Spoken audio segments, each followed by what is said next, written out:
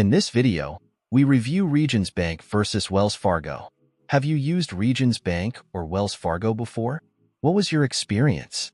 Leave your Regions Bank or Wells Fargo review in the comments section below. Regions Bank and Wells Fargo are both established financial institutions, but they serve different customer needs and excel in unique areas. As of late 2024, some key comparisons reveal stark contrasts in services, reputation, and accessibility. Surprisingly, while Wells Fargo operates over 4,700 branches, making it one of the most accessible banks in the U.S., it has faced significant backlash for customer service scandals. Regions Bank, on the other hand, has a more regionally focused presence in the southeastern U.S. with about 1,300 branches and generally avoids the public controversies that have plagued Wells Fargo. Wells Fargo offers broader nationwide access, making it ideal for customers who travel extensively and need a large ATM and branch network. It provides robust digital tools, consistently rated highly on app stores.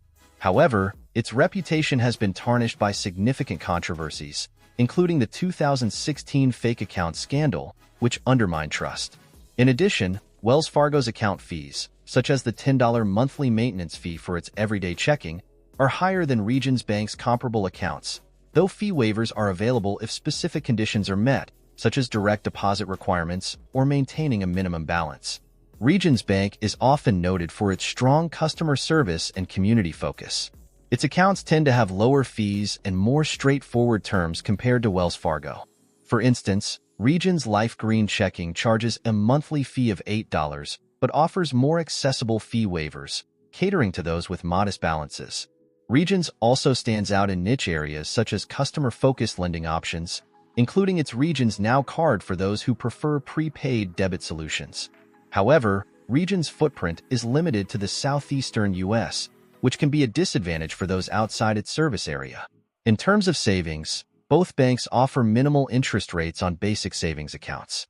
Wells Fargo's Way to Save Savings provides an abysmal 0.01% APY, while Regions' savings account isn't much better, offering rates that barely outpace inflation.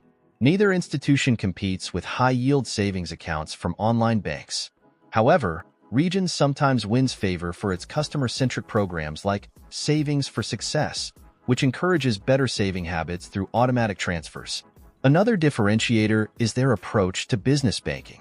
Wells Fargo boasts extensive resources for small and medium-sized businesses, including cash management solutions and merchant services, making it a popular choice among entrepreneurs. Regions Bank caters more to local businesses, with a reputation for personalized service and local decision-making. Each bank has its downsides. Regions' geographic limitations mean customers moving or traveling outside its core area could face challenges accessing services. Wells Fargo's extensive branch network is undermined by lingering trust issues, and its higher fees make it less appealing for budget-conscious customers. In conclusion, Wells Fargo's strength lies in its extensive reach and business banking capabilities, but is marred by past ethical failings and higher costs. Regions Bank excels in customer service and transparency, ideal for those in its southeastern footprint. The choice largely depends on individual priorities, accessibility and resources versus personalized service and regional focus.